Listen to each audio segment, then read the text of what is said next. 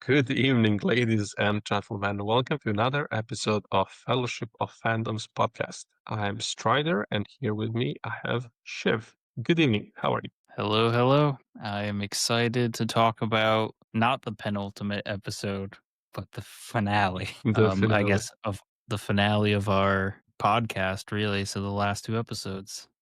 It's gonna be very interesting and very sad at the same time. Yeah, exactly. So we are about to cover the last two episodes of season 3 of Wheel of Time.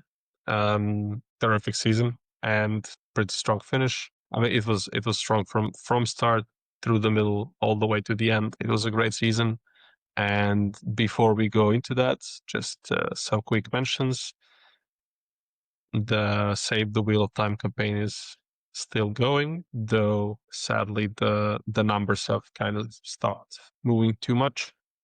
But still, this is a big number of people that have signed the petition. There's been a crazy effort put into all of this by the fandom. Planes have been hired, huge billboards. Um, yeah, just save the wheel time. But Sony remains silent. There's a particular word for what they're acting, how they're acting at the moment. I'm just going to say cowards, so I will not use the proper word. But yeah, and I mean, Prime as well. It's the fact that this hasn't even been a proper full-on, hey, this show is canceled, either by Sony or by Amazon. It's just offensive. Like the way they have dropped the ball, the way they have betrayed this amazing show is crazy. You can see the ratings of season 3. This was by far the best fantasy show 2025. Rings of Power was pretty good, but come on. Yeah, I mean, we'll get into it. So anyway, shout out to everybody who put an effort to try to save the show. At this point, I don't think any hope is left, but who knows? Shows have been saved. Shiv, do you want to tell me what was that show you really like?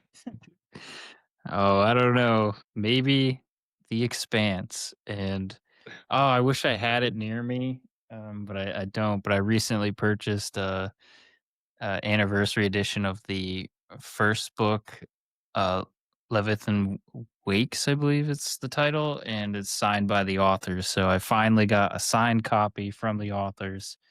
Um, Oh yeah, so wow! Okay, huge fan of The Expanse. awesome. So yeah, hopefully, Wheel of Time might be like the final twist, the final plot twist, and somehow the show comes back because yeah, it's been great. But for now, we have to say goodbye to it. I'm probably going to be repeating all of this at the end of this episode as well. So yeah, it's terrible, but I think maybe it's just best to get right into it. So basically, we're covering episode 7 and episode 8 of season 3. And yeah, the episode 7 is pretty much the battle in the two rivers. It's a big one. It's like a whole episode dedicated to this battle. Obviously, also the part before the battle is up, and then what happens at the end. Shiv, let's hear it. Thoughts on the battle? What are some big standouts? What are your thoughts on the whole thing? Like let's like do maybe like a general sweep of like what did you think of it, and then I guess we'll try to go into some details. Yeah, I thought. Okay, so overall, I thought the battle was really cool. One of the first things that popped in my head. I don't know if you felt the same way on your rewatch, but the battle definitely reminded me a lot of Rings of Power and some of the initial battles. Like I don't know if you felt the same way, and I didn't look to see who Mm, directed or the cinematographer or any of that, but it had a similar vibe. Particularly if I'm thinking of that like villager scene in season one, but that was like one thought I had. But maybe it's like we've seen so much fantasy now; it's like every battle just seems the same, which is maybe that's where we're at. But what was cool, so something that we don't really have in other shows is I guess I'll say spell casting. I don't know what the right word is. Right the second, but when they did the changing of the weather and it's basically sent down like I don't know, like knife hail killing people, like that was a pretty cool, uh, you know, change of Yeah, that pace was for really cool. battles. So yeah, yeah, really like the episode went by really fast. Like it was probably an hour long, I'm assuming, and it flew by. So, and you know, the pacing was good when you want more, and the episode finishes early. So, I think, yeah, overall solid episode. How about you? Uh, so I was sure I had the photo of the of the two rivers up, Oh. and then I realized I didn't, so I started googling it, and I was like, I was started typing like two rivers season 3 battle to find the photo, and actually I typed two towers battle. I was like, wait, why is it showing me Helm's Deep? Um, but yeah, actually, I guess to your point about some things being similar somehow. Yeah, I think it was actually a pretty solid battle, like overall. Like I think it was actually a way better battle than the battle you referenced that was in season 1 of Rings of Power. I think it was just better done. Obviously, it was also filmed in happier times. Well, depending how you look at it, but it wasn't filmed during Corona. So the battle in Rings of Power was as minuscule as it was because it was, among other things, filmed right smack in the middle of the pandemic. But yeah, this was a pretty good battle. I did like it. There was definitely a sense of um, place, a sense of progress. I think it's always awkward when you're kind of having like, oh, the army is coming, but it's intentionally vague, so we have time to kind of prepare the defenses, even though like to prepare the defenses they have prepared in the last couple of episodes. It's like, how long did you need for this? And like also the number of people and so on. So you kind of like have to suspend the disbelief there. Neither the size of the village, nor the time needed to prepare for the battle, nor the population that's there correspond to what it's kind of implied that there is actually. Like it doesn't fit with with the realism. But then again, as I said, like suspension of disbelief is there. Like you're not meant to count every house and so on. But I really do like the village. I said I cannot find a better photo, but there were some really cool shots of like from up top where you can see the whole village. I enjoyed some of the banter. I think what's his name? Sim with the villagers. That was pretty cool. I have prepared the photos to show them, and now I cannot find. Okay, maybe did I find them? Okay, there were like there were like preparations. There was some banter, talking about tactic. Like I feel like they did pretty well. I don't know how well it's described in the books. I'm sure it's done in a pretty cool way, but I do think they managed to like pull off a pretty solid battle overall. And I think it was cool that all of the characters kind of got like their moment to shine. Everybody got something to do.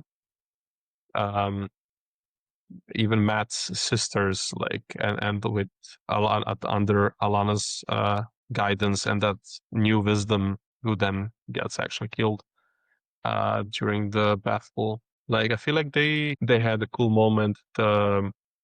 The Aiel ladies, Pain and Shiad, and the Aiel maidens, and Loyal, of course. I will get to that. Like they all got good moments to shine, and then we also got obviously um, Perrin, who was absolutely terrific. Like he's easily one of my favorite characters.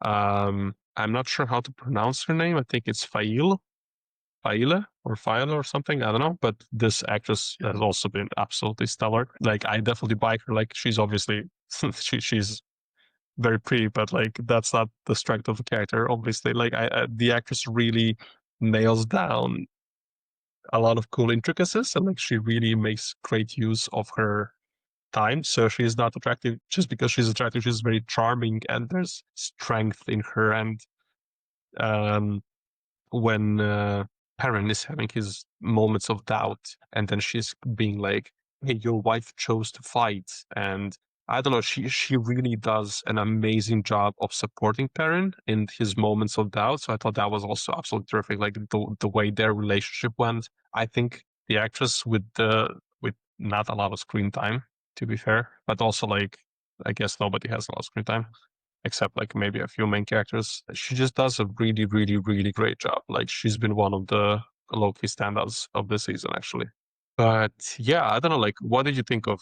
Did you want to comment on some characters in particular, how some things go for certain people and so on? Yeah, Like, while why do you're you think the talking, for example, and so on? Yeah. yeah, I was trying to find another thing that appeared as like you know how like I don't want to call it fan service, but like when a show is highlighting something, you're like, "Oh, this must be a thing from the books." And to Uh-huh. me, like during this episode, one of the things was the women's circle. Did you catch that while watching this? Yeah, that was. I tried actually to find a photo, but there's an insane lack of photos for the show. Cool. Yeah. Yeah, it's just the thing. I think it's the thing with the Wheel of Time world. I'm pretty confident in this. Somebody can correct me, but I think it's very matriarchal in many ways. So I think it has been mentioned before, even like in season one. Like it's been mentioned before. Women's circles, it's a thing. So yeah, it was interesting to see them again. So I don't know, it's some kind of like a like a book club, but like it's not a book club. It's like women doing a lot of cool stuff together. I don't know. Yeah, so Yeah, what did you? Yeah, so they have that focal point of like being kind of like the heroes of the town. So it's like, oh, there's got to be something to this. And while I was looking in the wiki, it looks like they were in the books for the most part, and it seems like they had the wisdom as one of the members. So it yeah. seems like for the most part there was some history, and they took down a Trolloc. So it seems like that was a book nod, and if anyone in the comments wants to let us know any more history on that, let us definitely educate us. But so I thought give a shout out to those characters. Did think was this the yeah, this had to have been the episode where that evil guy gets burned, right? Like the yeah, Child so Walda. Yeah, he child. gets burned by girls. So I feel like he had a poetic end to his character Yeah, arc, if you will. Um, that was a standout scene of well this deserved. episode. Well deserved. Mhm. So Well deserved. major major kudos to the actor, as we've been saying, like to be able to pull off Oh yeah, someone like oh so good, so yeah, good. really despicable, evil dude who absolutely deserved what happened to him, and it's just very poetic. Yeah, keep going, Yeah. please. And similarly, the Pad and Fane kind of I guess you can call that one of the twists of the episodes. Like his character just continues to be a weasel, is just slithering around and uh yeah, I feel like it was really cool to have that inclusion. And yeah, it kind of talking to what you said earlier though about like the villager versus the army of Trollocs and stuff. I feel like the amount of stuff they threw at the villagers and the small amount of work or of magic done through this episode, it's like they should have been annihilated. Like there were so many Trollocs. Then you had the White Cloaks entering the village completely, like with no uh, obstruction, and still they survived, and like with barely any magic done. Like that, that was a little, yeah, suspend your disbeliefs there or whatever. But um, yeah, I guess that would be my one Ugluk for this episode if we were to, if you will, because yeah, I don't know. Did you kind of feel the same way? Like by having a massive army of Trollocs outside, plus letting in your enemies into the like, I feel like the amount of people they had, it should have been a done deal. But what do you think? Well, I think there's kind of like two battles that basically happen. The first one was the battle against Trollocs and Dark Friends, and they kind of win this one, and like they flee. They make them like escape, but then yeah, like they have like this little how to call it, like a timeout. I forgot. They get to catch their breath again, and then the White Cloaks arrive, and the idea is that they're coming to help because another attack will come. But then it turns out that obviously Padan Fane is with them, and then they have this fight there again. Yeah, I mean, I know what you mean, but I think they kind of like managed to make it like make sense, at least to me. Maybe I think Yeah. maybe it's second viewing, so for me, so obviously maybe for people who have forgotten or are somehow tuning in now, besides the 5 people that have been watching this regularly, Shiv is watching for the first time. This is my second rewatch. This is my first rewatch watching this for the second time. So for me, I think it's easier to piece things together sometimes. So yeah, I think there was this main battle that went throughout the episode. That was like the actual big battle. And then they managed to make them like retreat. And then when they come back, actually it's like it's the white folks coming. They're kind of coming to help. And I think this is probably a good moment to talk about one of my favorite characters. But just before, so yeah, they come back, and then there's a Padan is among them, and then they start this second battle. But then they manage to survive this battle because Perrin forces Padan to stop the attack, to save his life. Does that make sense? Yeah, that I must have missed that. So that makes a lot more sense. So basically there was a retreat, then there got reinforcements Yeah. before the second wave. Yeah, that makes it's all clear now. So now, speaking of one of my favorite characters, child Dane. Oh no, sorry, that's the wrong Dane. This guy. It's like, what? That was King Dane, my bad. Dane Bornholt or something like that. I really, really like this guy. The actor, for me, did a great job portraying a character who, we haven't read the books, so I don't know what's the backstory there, but I don't know what's his thing. Like, why are they in this? Like, is he forced to be here or whatever? Like, his father was in this. That's the whole reason why he's here. Because Perrin killed his dad, and both of them were in this, in the White Cloaks, and they followed the light or whatever. We don't know the depths of the lore and so on, but like, he feels like someone who is kind of here, but like, he feels like a good guy who's kind of making some choices and forced into making some choices, or he feels obliged to make some choices and so on. But I couldn't help but rooting for him, and I really hope that somewhere in the books, because we will not find out because this show got canceled Oh, by some extremely business savvy people. Um, I hope that maybe in the books they make amends and become friends or something like that, because I was just rooting for this. I really like the actor, and he just felt like a dude who wants to do the right thing and kind of doesn't have, like, the circumstances are between him and doing the right thing, which, it isn't it isn't an excuse. We make our choices and we have to suffer the consequences. But to his credit, he does come over to help, right? Like, he comes at the end of the episode with white locks to try to help. He does the right thing. That's what Perry told him. This is the right thing. But then, like, this guy Perrin killed his father in front of him. Like, if anything, if I'm trying to relate to him, he's even acting like more like logically and like justly than I would if I was in his place. Like, right, like, that's an insane thing to witness. Um, but I guess there's this moment where he also knows that he also maybe feels that Perrin is a good guy. So it's just like a very unfortunate set of circumstances, which makes for a good story. So anyway, that was my little detour into talking about like a sea-level character that I just thought was absolutely terrific, and I really liked every single appearance of his throughout the show. And this was the last chance I get to talk about him. So here we are. and I can use this to make my obligatory random references so to other franchises.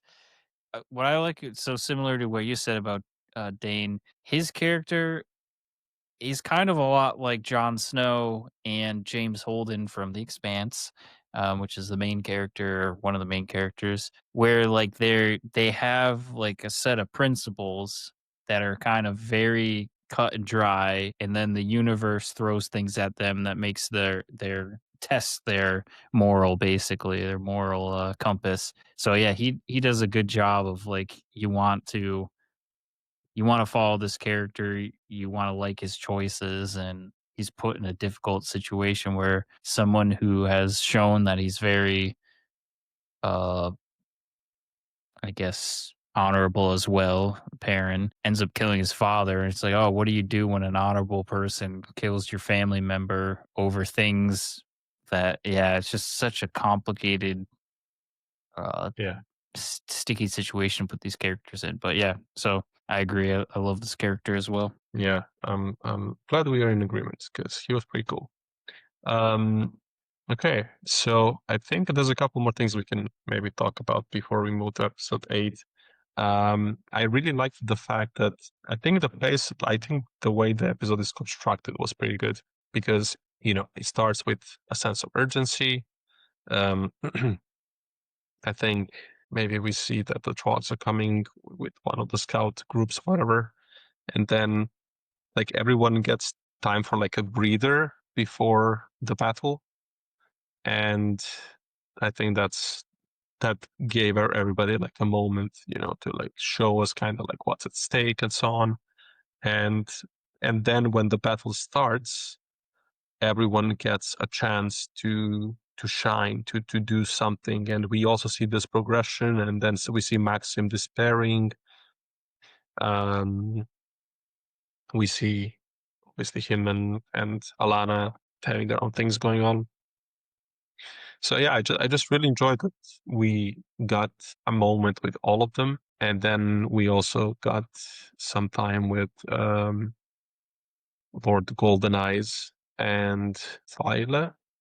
Let's go with Thyla, and then let, this is the last episode we're talking about her anyway. So um, she was great. Like I just really like the way I said this already, but the way the relationship between her and Perrin was built. I just really enjoyed this. So, are there any particular moments that maybe you want to point out that were, um, interesting, like particular character moments or something, or do you maybe just want to like talk about like the epilogue of the battle and what happens to Loyal as well? Yeah. So, oh man, how do I navigate this? Um, One thing I liked, yeah, okay, this might get me into the sticky situation. Um, so when Ray in The Force Awakens had the scene where like they're running away, like where she first meets Finn and Finn grabs her hand and she's like, "Don't hold my hand" or whatever. It was kind of like a cheesy, not earned scene, I feel like. But with this scene, where she was basically saying like I can fight my own fights and like I don't want to be behind you. And I forgot his exact words, but basically he said he needs her behind him to protect him, more or less. I thought that was like great how they He handled that says, scene. "Stay behind me." She's like, "No, I don't need protection. Kill those I miss." Yeah, yeah. See, so like very well written, well earned. Like that was a really great crafted scene, and it's highlighting strong. Um, Female warrior. Like that's how you do it. That's how you write that. And like this show is just filled with them. And like behind me, Lanfear. We're going to talk about her next episode, but this show knows how to write strong female characters, and like yeah, can't knock them for that. Like yeah, perfect example on screen. Like these characters, like so similar to the Dune um characters as well with Feminine, yeah. Zendaya. Yeah, Fremen, like Ben and Triad in this case, yeah.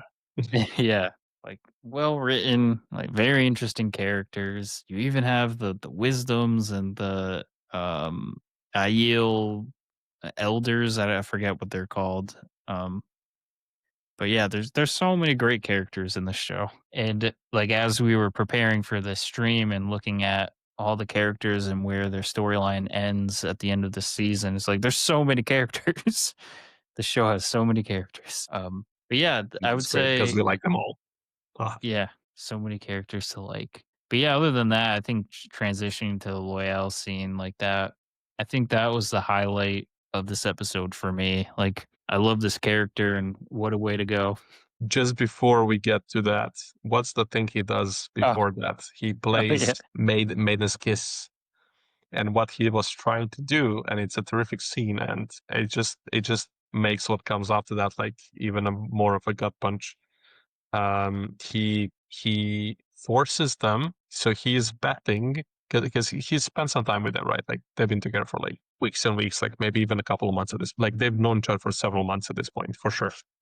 He and these two ale ladies, and he knows that they're good. He knows they're not like bullies. They're not bad people or whatever. Like he knows that they don't enjoy killing, and he also knows like the culture is also kind of like a very honorable one and so on. So he is willing, based on his perception of them, and obviously he is correct, but still it is a risk. He's risking. The game is, they put the spears on your neck, and then they kiss you, and if the kiss sucks, the spears go in your throat. And he starts playing. He then intentionally is avoiding the kiss and is putting them in a situation where, okay, we have to kill him now. But then they think of like an excuse to spare his life.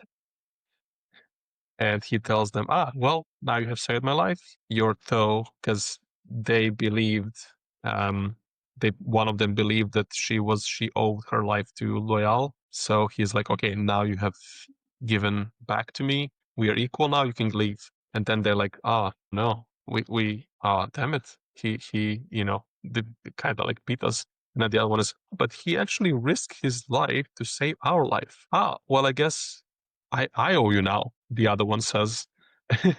So then they still stay there. And then it's just like this wonderful moment where Loyal is just being a huge, damn epic sweetheart. And then, yeah, you wanna tell us what's the whole thing that happens after that? Why do they go? What's he trying to do? Yeah, so in this scene, like they find out that the reinforcements of the Trollocs are going to be coming through the Waygate, and he figures out that they need to basically turn off or break the Waygate. So he jumps in, um, and gets to, I guess, one of the arches where you would break it, keeps hammering it, trying to break it, but it's not budging. So, as a last stand, he almost pulls a Gandalf, if you will, on the bridge of Khazad-dûm, and he starts hammering on the bridge itself, and until it collapses, and he sacrifices himself um, to stop the Trollocs from being able to enter the Waygate. So, pretty heroic death, and he was one of my favorite characters. So I'm glad he went out with a bang. He definitely went out with the bank. And just two quick things. Firstly, we would be if it would be amiss to not mention that also Bane and Chia have done an amazing job as well, like holding off people outside of the gate Yeah. while Loyal was on the, so like they really carried, like the three of them really did a huge feat here. And however, I don't know, an interesting fact for you. He doesn't actually die in the books, at least not at this point. This is for whatever reason they did this scene that doesn't happen in the books, so we don't know what they planned to do with him afterwards, which is a very interesting Oh. thought. Like, why would you kill him off?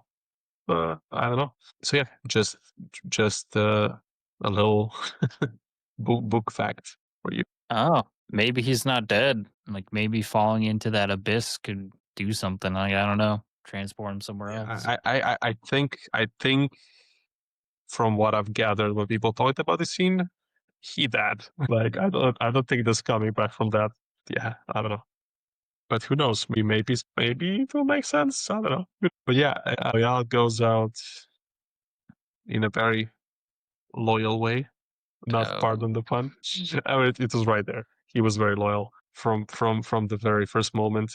Anyway, he writes also this bit of history. He writes about the Battle of the Two Rivers, and that's been a really cool little outro for the episode, because he kind of narrates the story of Lord Perrin Goldeneyes. And I think maybe before we give like the final comment for this episode, I'm just gonna put this one little scene here. Maybe we don't get demonetized.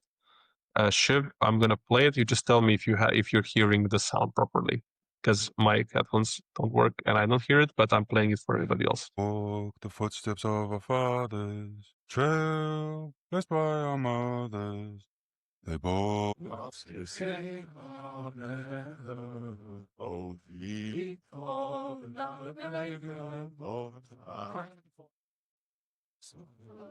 That was I love that song so much. It's a shame that it's so short, but Perrin's voice and then everybody else picking it up, I couldn't get it out of my head for like 2-3 weeks after this episode. It's a bop, much like the Hills of Tenchiko. Yeah. All right. Then I think we can, and then okay. Just one final note. At the end of the battle, Child Dane shows up, and Perrin accepts his fate. He did promise that he will go, so he will go with the White Cloaks, and that's an insane cliffhanger for his storyline. Like, what the hell happens? But here we are. I guess we're not gonna know until we read the books. So yeah. Any final thoughts? And then you can also lead us into the first storyline, which is the Tower storyline in episode 8. Yeah, it's definitely a huge bummer that his story arc ends literally right there. And as a show watcher, we'll never know what happens. We'll have to read the books, which, yeah, if we want to read the books, we've got to start from the beginning most likely because the show varies from the books in some scenes. So, a lot to read. A lot to read. I'll have to get to it at some point. Tragic. So yeah, that's the first tragedy of the cancellation right there. Is the storyline just ends on a massive cliffhanger. And then moving into episode 8 now. The first storyline has to do with the White Tower, and sadly, there's a coup, and Aleda basically declares herself as the Amelin seat by getting enough votes, I guess, from the other sisters. Oh, and then, sorry, I'm jumping back, but it was a nice, I believe, if I'm remembering correctly, the beginning of the episode started with a flashback of how Suan got her seat originally, if I remember correctly. And then from there, Yep. we kind of got a parallel of what happens in the future with the Aleda, which is very sad. So Aleda got what she wanted, and Swan was condemned as a dark friend and decapitated, I'm pretty sure, from what I saw. Yep. I feel like you should just avoid that tower at all costs. Nothing good happens, especially in that hall. Just avoid that hall.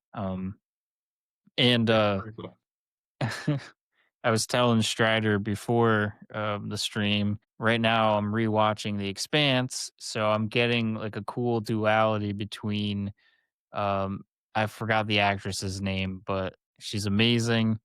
And she plays Aleda in this show, which is a politician, you can say, on like the adversarial side of things.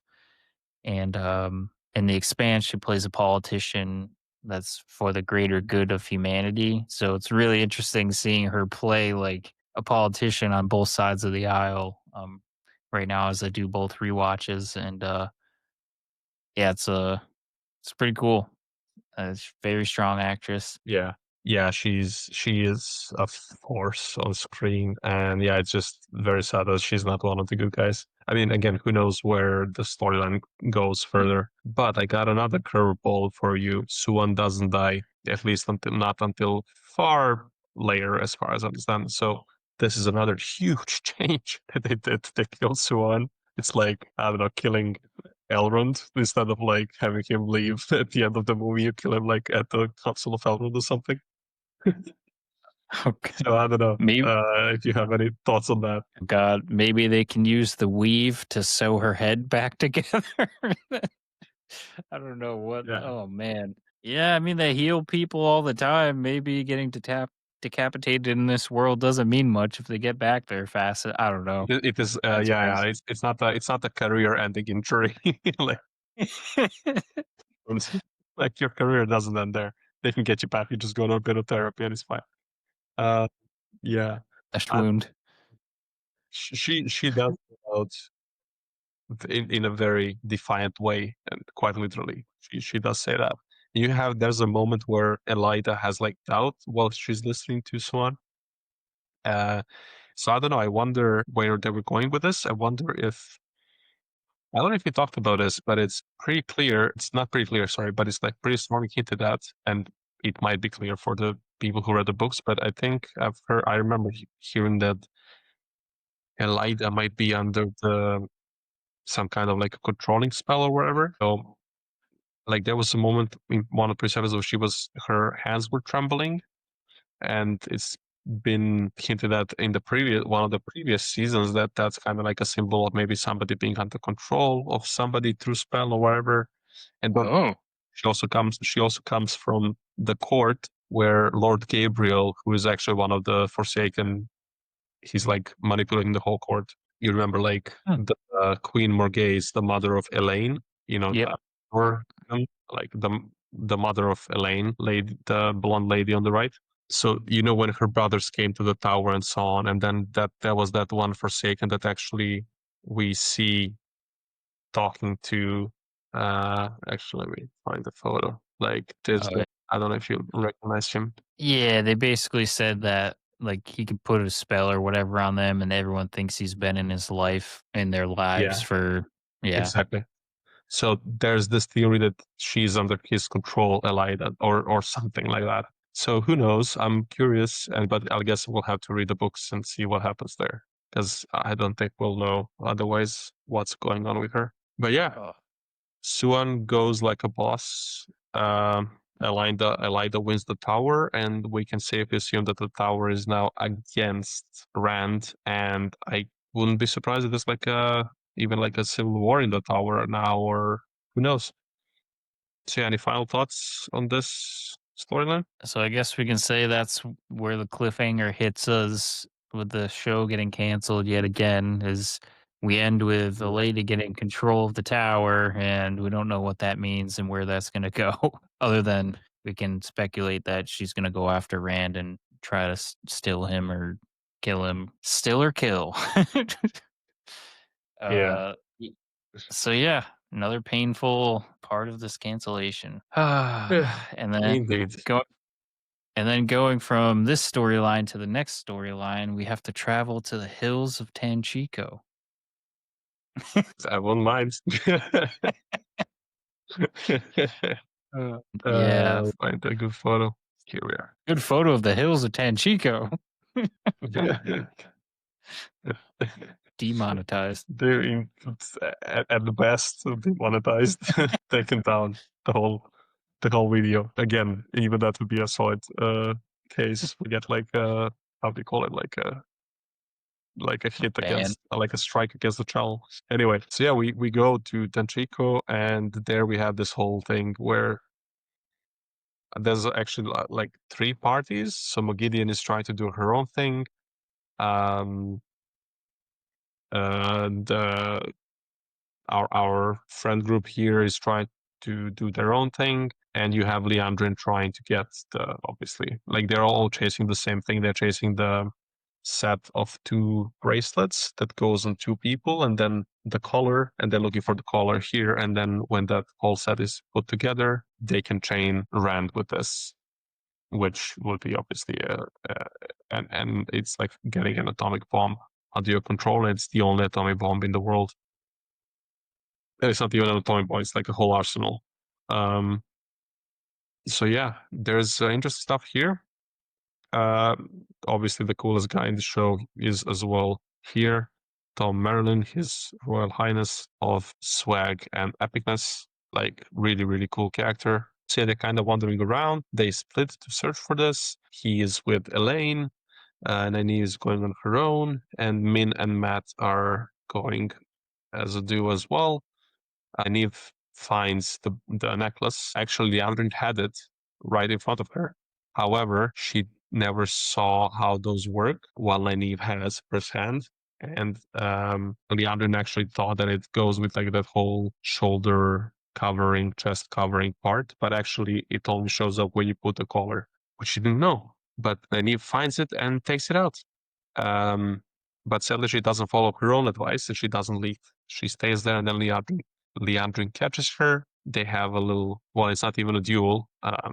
Liandrin just owns her and casts her into these waters. And then Nynaeve,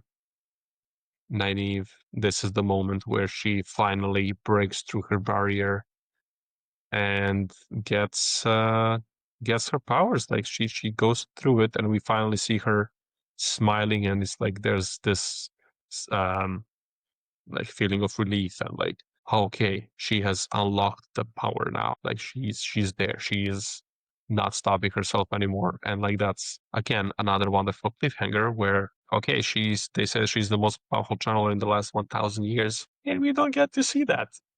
So yeah, quick comments on Nynaeve and the Elfian. Yeah, I'll admit too, I'll take full responsibility on not being able to follow the show at all times.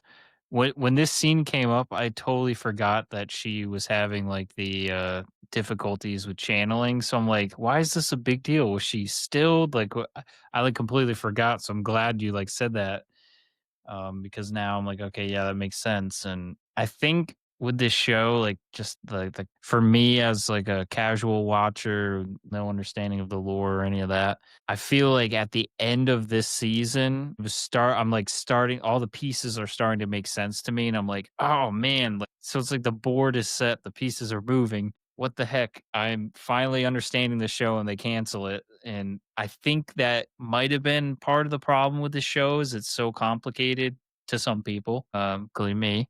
And there's so many characters that it's like got a long runway. So maybe people are falling off the cart early on, or they're not sticking with it. But for the people that were sticking with it, it's like, oh, things are starting to make sense now. And I feel like the next season I would have been like 100% in because I now have a pretty solid understanding of each character and where they're at. So it's just another blow of this cancellation. And seeing the ratings on the Save Wheel of Time page, like it's got high ratings. So it's pretty crazy that they canceled this thing.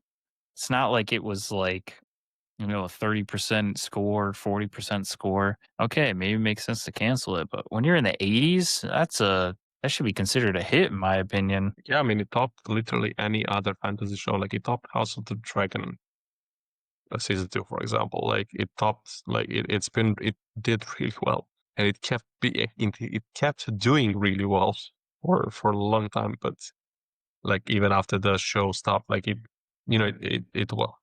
scored well. Let's not go into the details, but it did pretty well. It had actually a solid staying power, like surprisingly. But I mean, okay, we'll get to this in a second. Like the show in general.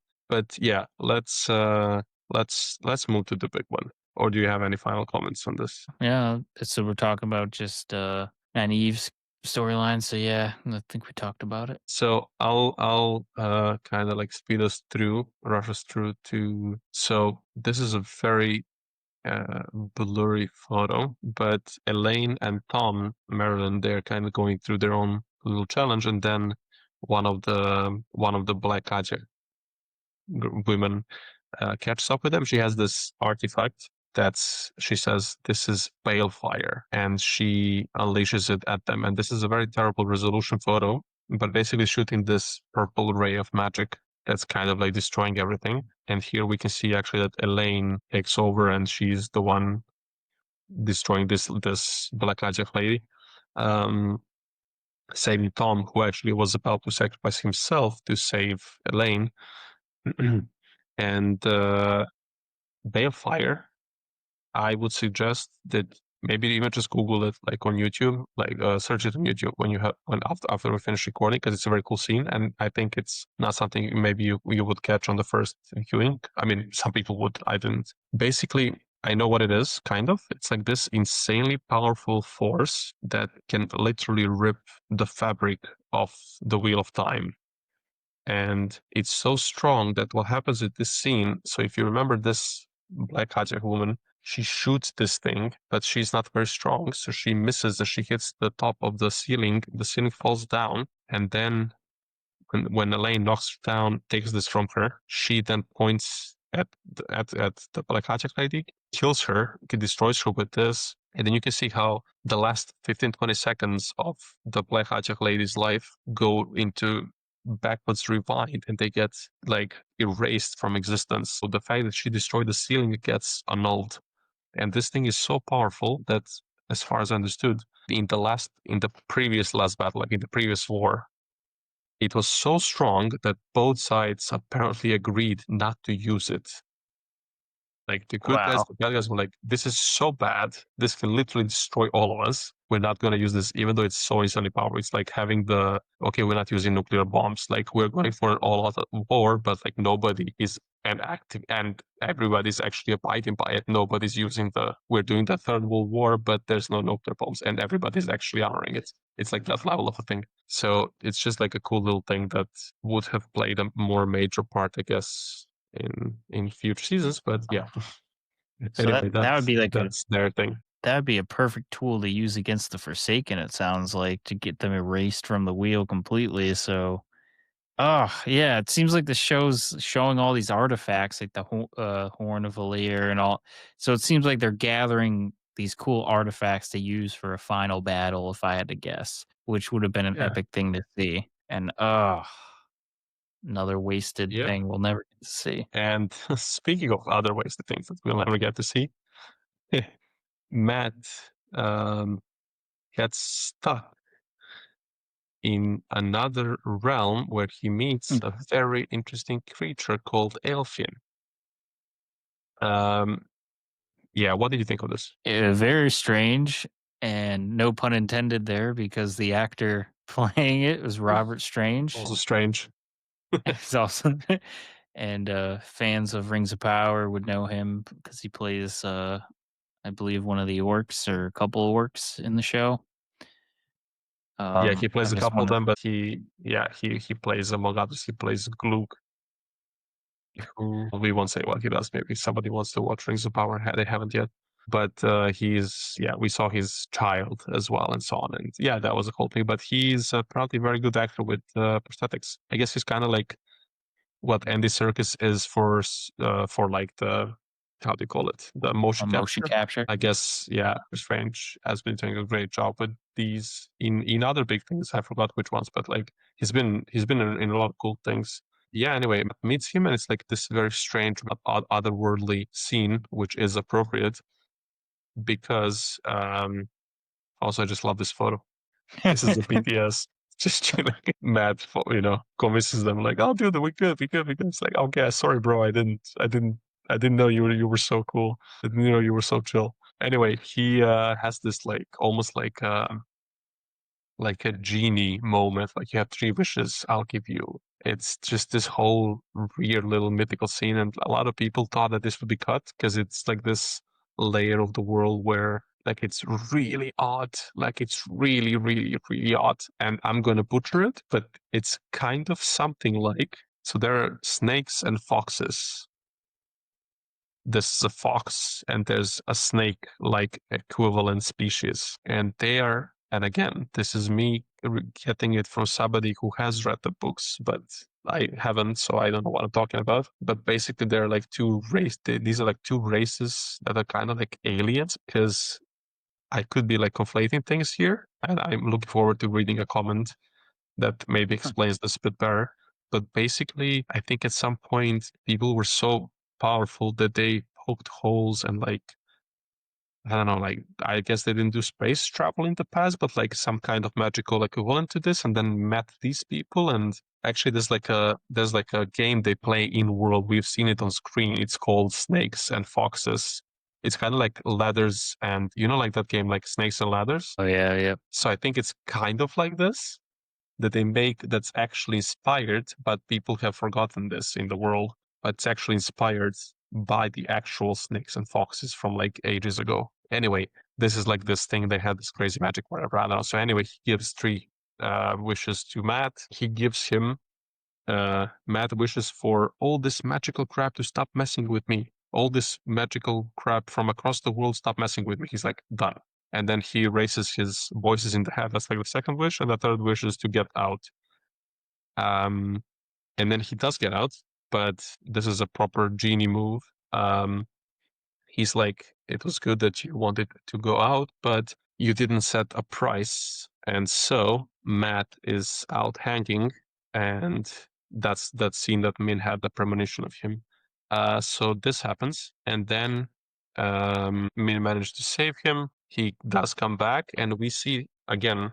I would advise to just go look at this like a couple of minutes as well. Like this whole sequence is a lot of amazing, like deep lore, world spreading stuff happening, world expanding stuff happening, where he also gets out with like a necklace that's for some reason important in the books. I think it's some kind of magical necklace. And he is also where he is hanging is actually on a rope that's not like hanging by the ceiling or something. He's actually hanging by a spear that wasn't there before. But when he shows up hanging here, there's a spear stuck in this big frame.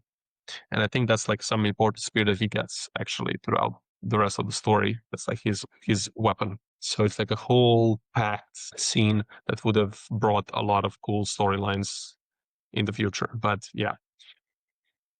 Any thoughts? Because I just dropped a lot of stuff on you. Yeah, I didn't catch any of that, so that's cool to know. And I think this is where I watched a lot of lore explanations for the episodes. I did like the stuff that we do for Rings of Power. I watched this for real time. That's why I know it. Yeah. So it's another tragedy. I believe this is where Matt and Min end their storyline. So we don't know where they're headed after this, sadly. But yeah, it sounds like you kind of hinted towards where it could have been heading with the spear. So assuming he takes the spear, and he's mentioned the necklace, and so it was cool though when he first entered the room. In the back of my mind, I'm like, why does that like mirror thing look so familiar? And once she pulled out the drawing, I'm like, oh my god, he's gonna get hung from that. And like, yeah, so that was well crafted. It was a cool enough design where it was like memorable, and yeah.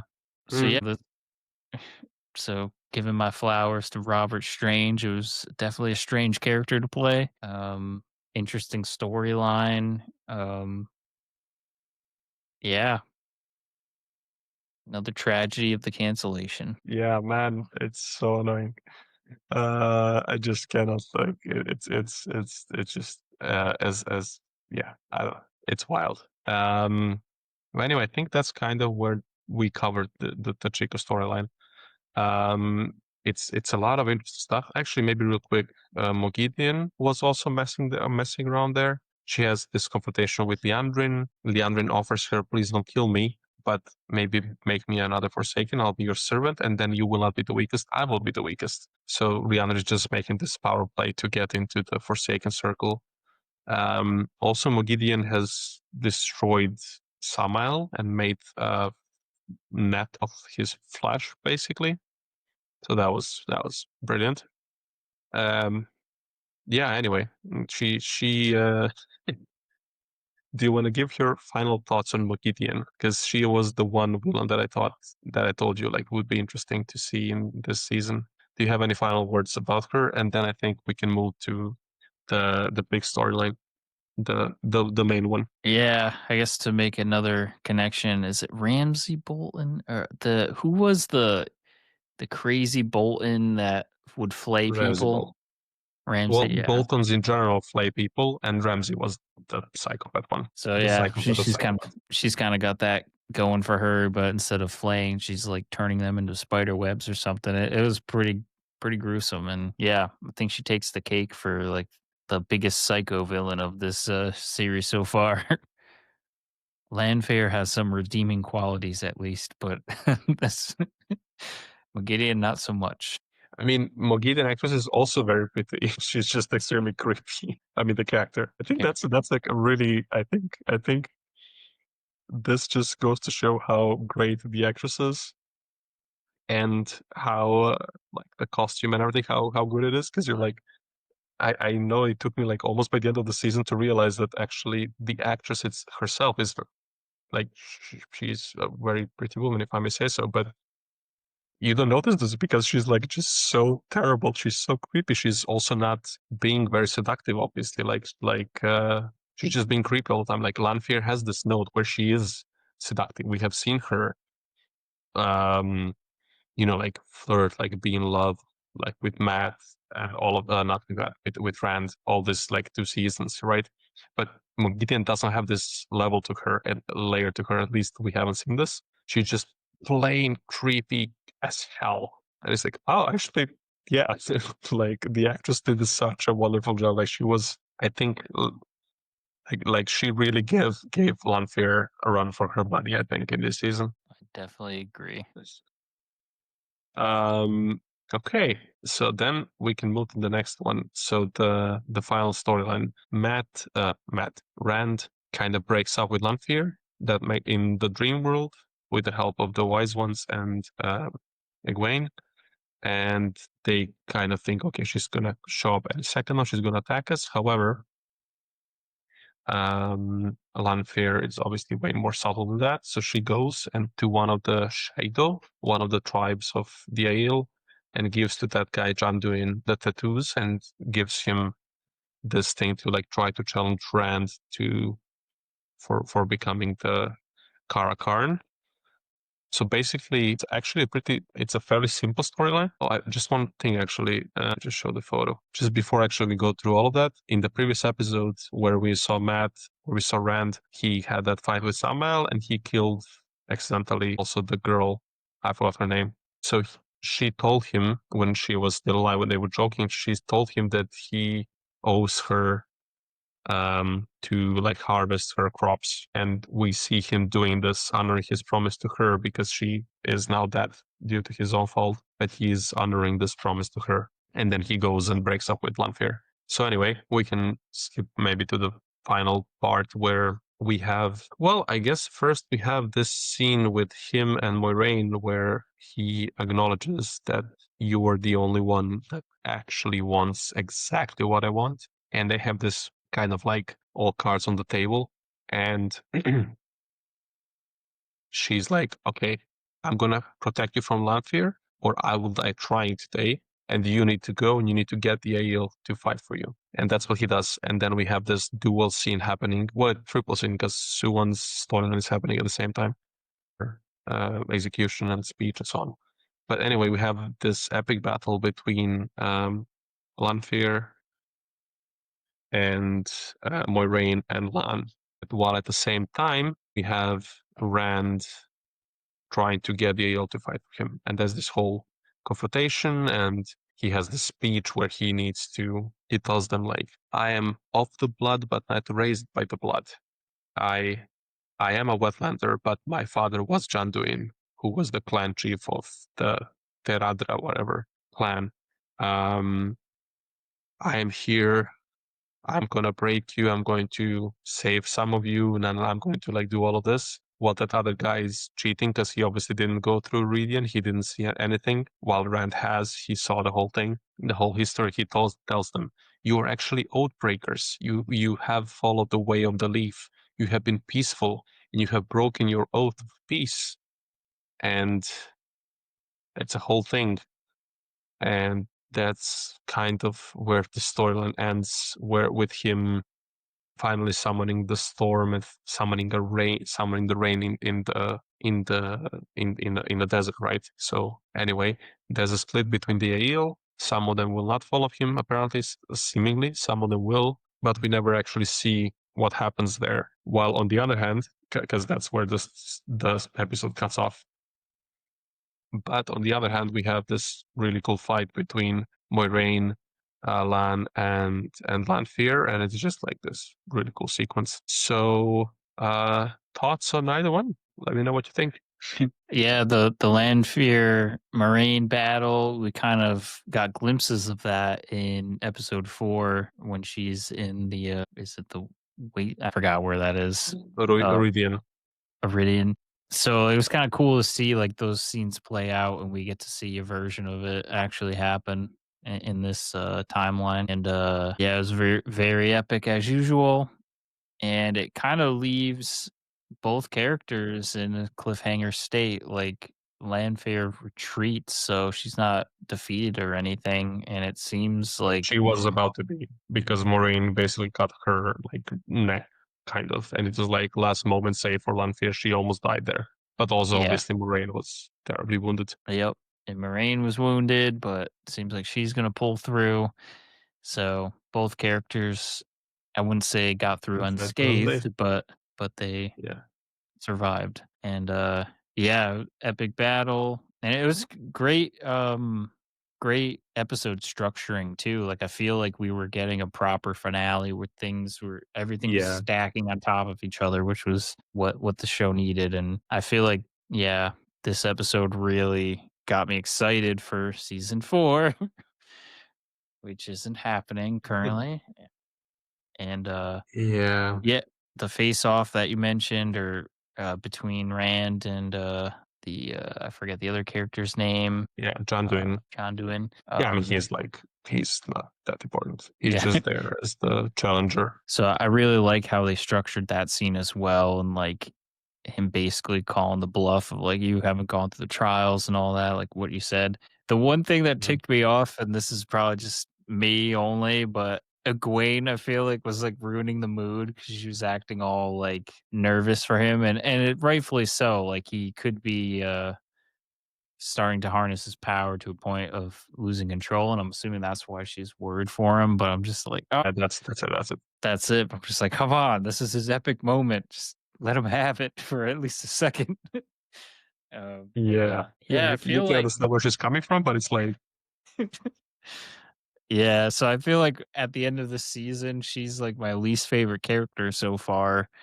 And I'm sure there's going to be redeeming things as the story progresses, and she's going to be super powerful and all that. But yeah, as it stands, I would say she's ranked lower on my character list right now. I mean, I don't know. Like, I feel like I don't think she is. I just like some characters more than her, but I think I don't like actually like think she sucks or something. I think,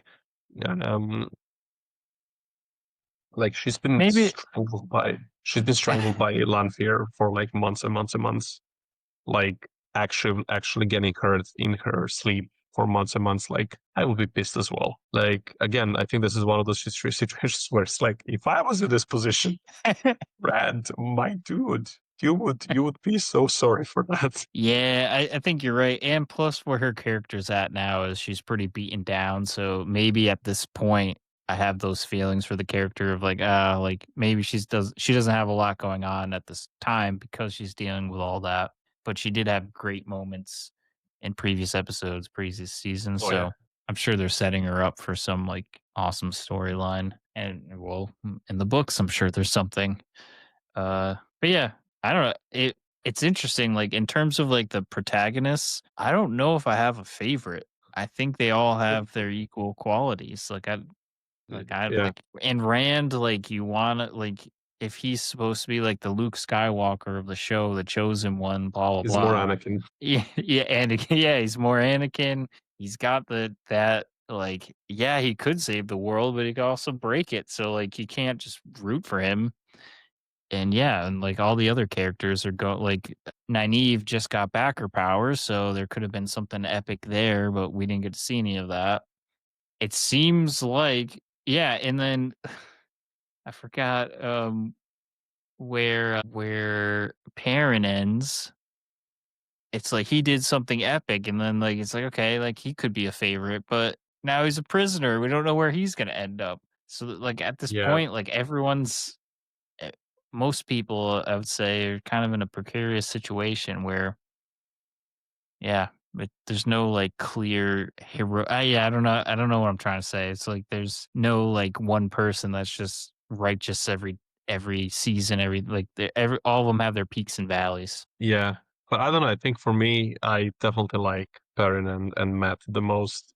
Also, just one thing before I forget, it's very non-consequential, but let me see if I can real quick find a photo. I really like Elaine actually, and also her hair. The color, like the particular, not shade, is it shade? Like the particular shade of her hair, it just looks so cool. And whenever I see her hair, it kind of reminds me of how the color scheme of this whole show, especially season 3, it's like Dune level pretty. Like it's like Mad Max Fury Road level pretty. Like the color scheme is just so good. And anyway, Yeah. so like Lane as a character, like I think she's been pretty cool, especially when you remember her introductions. This, princess, you can't expect certain things, and then she really, I feel like manages to like grow out of what you would expect. I mean, obviously there's like a character arc there, she starts where you kind of would expect, like a spoiled princess in a way,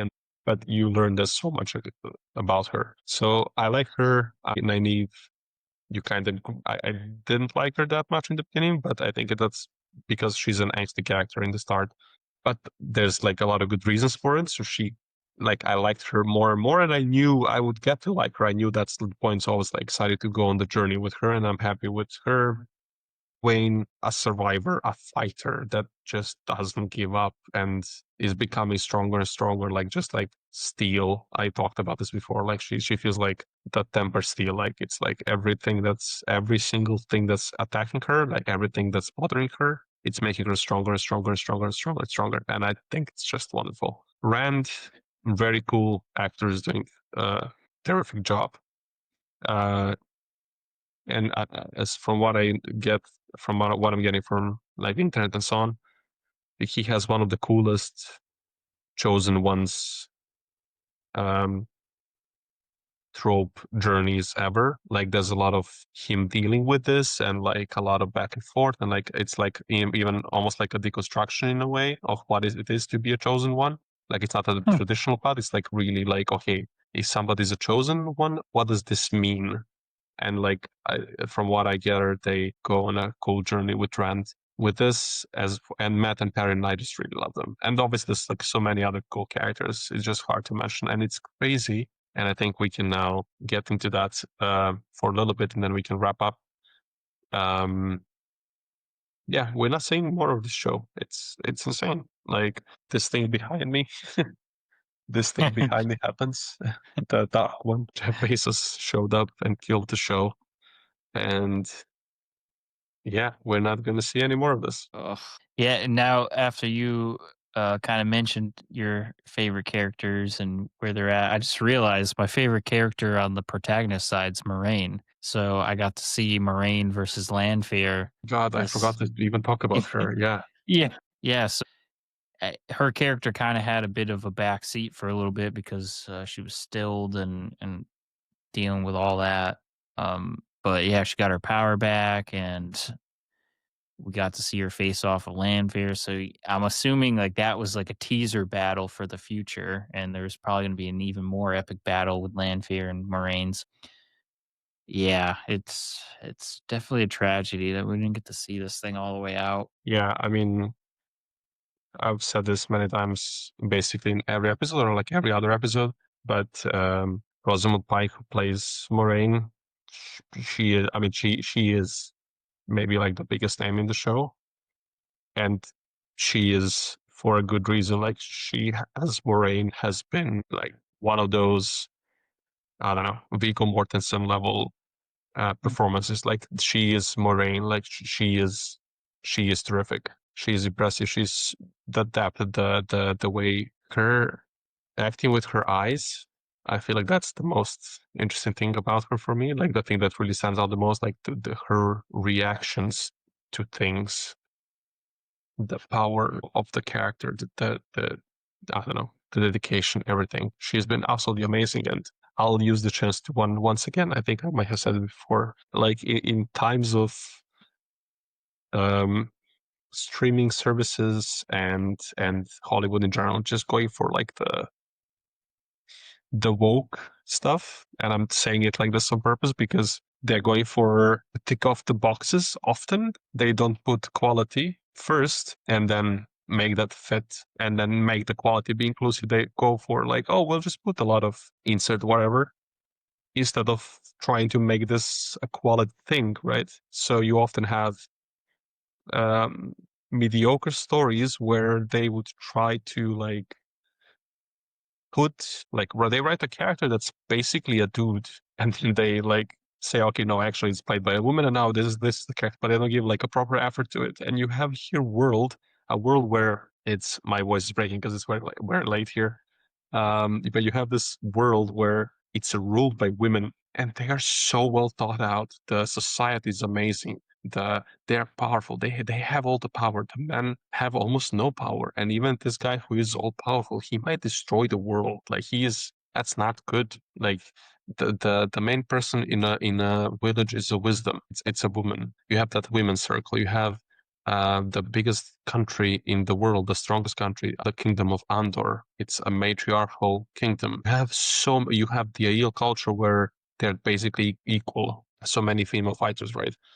You have obviously the Aes Sedai, you have Lanfear, you have Moiraine, you have Suan, you have so many of them, and you just decide to cancel this show and like to keep so many other mediocre original crap that's just like easy for you to like. It's maybe like 1/10 of the budget, so it's like easier to make, but like you choose to kill a show that has, or also like the LGBTQ representation in the show, right? Like you have polyamory, you have same-sex couples and so on.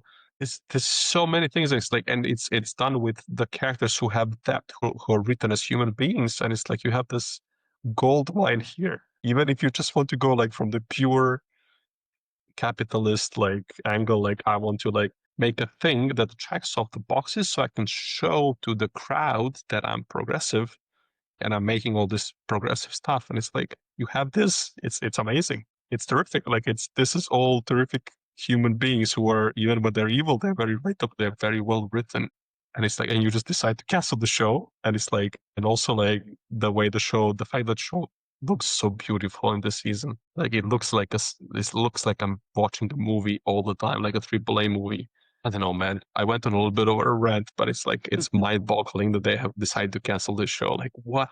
How do you decide to do this? Yeah. Yeah. I was thinking prior to the stream of like, so I'm sure there was like business people with business decisions of looking at the return on investment or something and going like, okay, yeah, this thing isn't working, so we got to cut it, right? You know, like from a cold, heartless perspective. But it's like a part of me almost wants to like, I wish there could be like a societal norm where it's whatever leaders made the decision to greenlight a show have to deal with the consequences to see the thing through. Like if Wheel of Time, I don't know what they planned on, like how many seasons they needed to complete the story arc. If you sign up for it, you should see the thing through instead of canceling it midway through a story. Like, yeah, if you release something and it's like literally getting like 10, 20, 30% approval ratings, okay, yeah, that's the general public saying this thing sucks. But when it's the Wheel of Time where it's in the 80s and 90%, like there's no reason to cancel this thing other than if it's hemorrhaging money somehow, which I'm assuming that's what it was doing. But yeah, I wish there was a way to structure uh, streaming services and production companies and all that. People make decisions. If you commit to something, you should see the thing through and live with your decisions you made, because you're just hurting fans. Like imagine doing this to other shows where there's like Wheel of Time had what 200,000 people sign the petition. Like imagine if you continue to do that, you're gonna have people starting to hate your streaming service if you cancel things that people like. Like we've lived through The Expanse, lived through Futurama too. I'm trying to think of other shows off the top, but great shows canceled. Brooklyn Nine-Nine was about to be canceled, I think, and then it kind of got saved as well, I think. Yeah, that's another great, hilarious show. Yeah, So it's just insane. Like, why can't we have nice things, man? Like, this was such a fresh, great show. So much effort and talent has been put into it. The music, the looks, like it did struggle in the beginning, and the first season wasn't as good, definitely. But like you made 3 seasons. You can literally tell them, okay, you're not making the, I don't know, 8 seasons or 9 seasons. You have 2 more seasons to wrap. You have 1 season to wrap up. But like, let it wrap up. Like, what's the issue here? Why would you, like, you made 3 seasons, my dude. Like, just finish the show. Like, they could have done this. They could have, like, okay, they could have said, okay, this show is not doing nearly as well. You have 1 more season to wrap up. I don't care. You wanted 5. You've wanted 5 more seasons. No, the show sucks, but like still, you can wrap it up. You have 1 season to wrap it up. It would not obviously be by the book, but it could have still been wrapped up. And when you have like a finished show, people want to see this. When you know that the show is not done, why would you? It's not finished. Why would you start it? Like, there are TV shows I know I will like, but I will not watch it because I know it's not done. Like they canceled it and it's not finished. It's the same thing with Song of Ice and Fire. Like I started watching started reading the books, then I kind of got sidetracked with life, whatever, and then the show ended in the meantime. And now looking back, like I will never go back. I will never finish reading the main series because it's not done. And if it's not going to be finished, why would I do it? Like why would I go into it if it's not going to be finished? And most people will think like this. So it's like finish the show, give it one more season, wrap it up, and then you have at least a finished show, and people will come to it like over time. Like imagining like if Prime Video exists in 10 years, like how many people would have seen the show if they knew that there was like 4 seasons of a finished story. Yeah, I mean, case in point, me. If you didn't position me to do this rewatch with you, I probably never would have watched the show because I knew it ended abruptly. So, like, it's like, why do I want to get invested in something that doesn't finish? And kind of at that point right now, I invested however many episodes we did doing this thing, and we're left with all these cliffhangers that will never get resolved from the show, and it's definitely tragic. And I blamed, the studio heads and all that, people making decisions, but I mean, I don't know particularly for this show if there's a lot of backlash, but we do have the community of people online that just love bashing things for the sake of it, for whatever political or personal beliefs. And it's like, why are you going after shows that are actual quality and like trying to bring them down? Because eventually you're just going to tell these people that fantasy and sci-fi aren't worth investing in because people just hate on them, and we're going to get less great TV because of it. So it's like It's kind of maybe like a complain. self-fulfilling prophecy.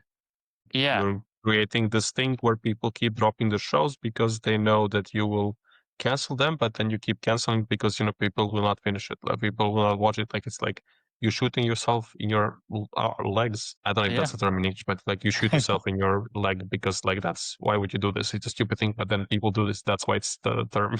I don't know if it's the yeah. term in English. So yeah, it's like a self-fulfilling prophecy, self-fulfilling circle of I'm canceling it because people don't watch, but people don't watch because I'm canceling it. And you have the power here. Nobody asks us. So you who are making the show, who are producing the show, you have the power to break the circle, And they don't do it. It's amazing. Well, Amazingly stupid. so at least Yeah, I the don't know. light.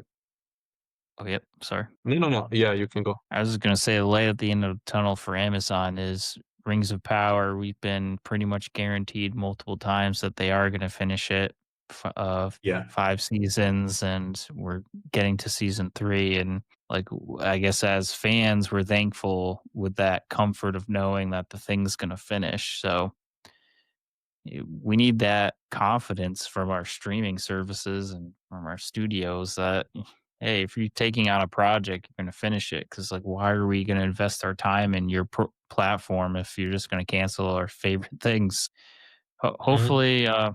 Hopefully there's some learnings from this and we figure out a way to move forward. But maybe they'll eventually renew it if there's like a second wave of viewers watching it and upticks the Wheel of Time viewership. Maybe they'll find a reason to come back. And I mean, it's not like the characters are like children and like they'll have too much of a growth spurt for it to make sense. Like everyone's an adult, so they could take a couple years off before resuming the show and it wouldn't really impact it. So Yeah, the thing hopefully, is, yes, sorry.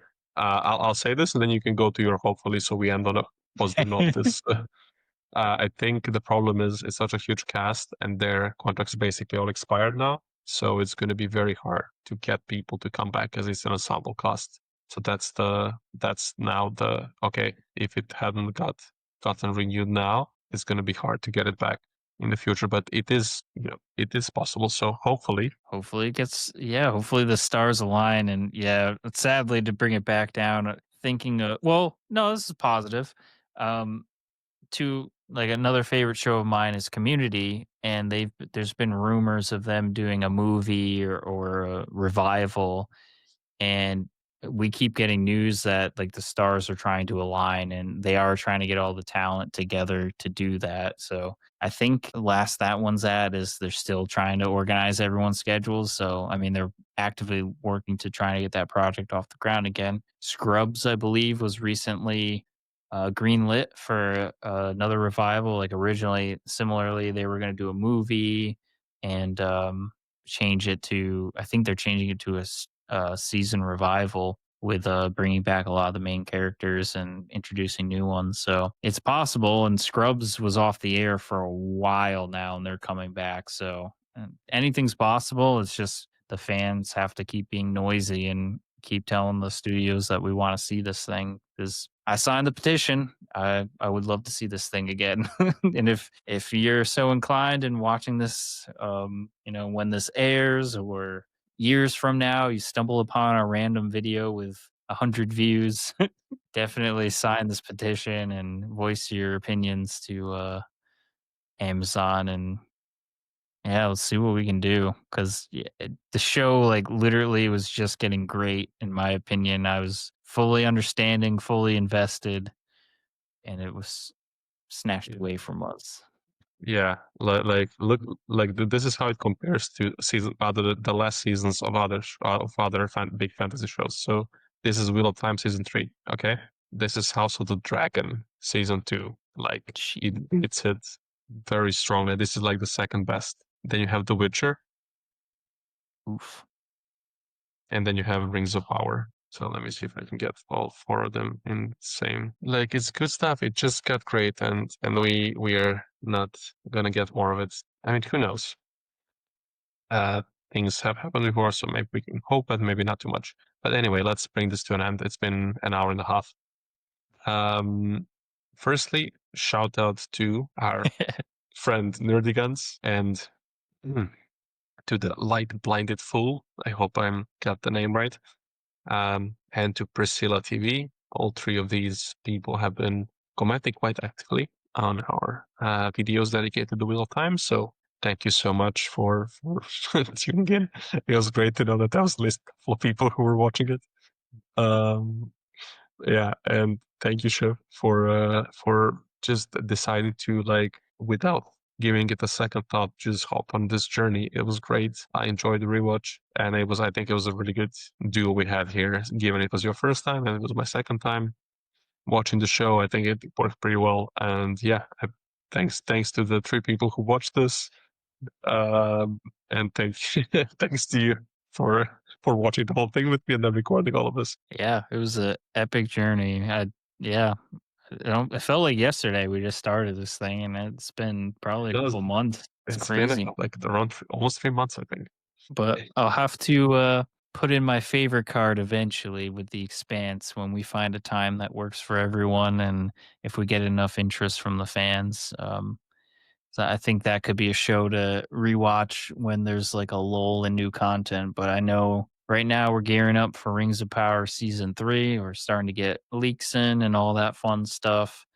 And Dune Prophecy season 2 is probably going to be coming out at some point. I'm sure we'll cover that, and then other odd things along the way. I'm probably blanking on some really important ones, but yeah, yeah, there's just a lot of nerdy stuff going on. Yeah, I mean, we might talk about Peacemaker. We might talk about we'll definitely talk about Marvel, DC, and so on. Like we did talk about Daredevil, for example. We talked about Penguin. There's a lot of there's like 2 different shows set in Westeros next year. Yeah, there's a lot of cool stuff coming up. So yeah, we'll be doing things. But anyway, Shiv, once again, thank you. Have a good rest of your evening, and yeah, to everybody else who was listening, thank you so much. Thanks to everybody who I don't know how many of you have tuned in to actually follow this from the start, or like maybe finish the last couple episodes with us or whatever. But it's all very much appreciated. It was fun to do this, and if we got like, I don't know, 1 person entertained, which does seem like we did, at least 1 or 2, maybe 3, maybe whole 3 people entertained. Cool, awesome. Thank you. And we are not done completely with Wheel of Time. We will try to do a stream where maybe we can make like a live interaction. We can talk with people about whatever. Get some questions from the people think are worth discussing, and then we can see. So we'll get back to you maybe even this weekend. We'll see. But in the next couple of weeks, definitely. So anyway, thank you very much. Thank you very much. My throat, my allergies always flare up at this time of night. Thank you very much. Sorry for for a confusing closing. It's very late here.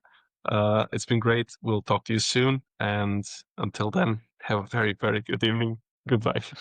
Bye.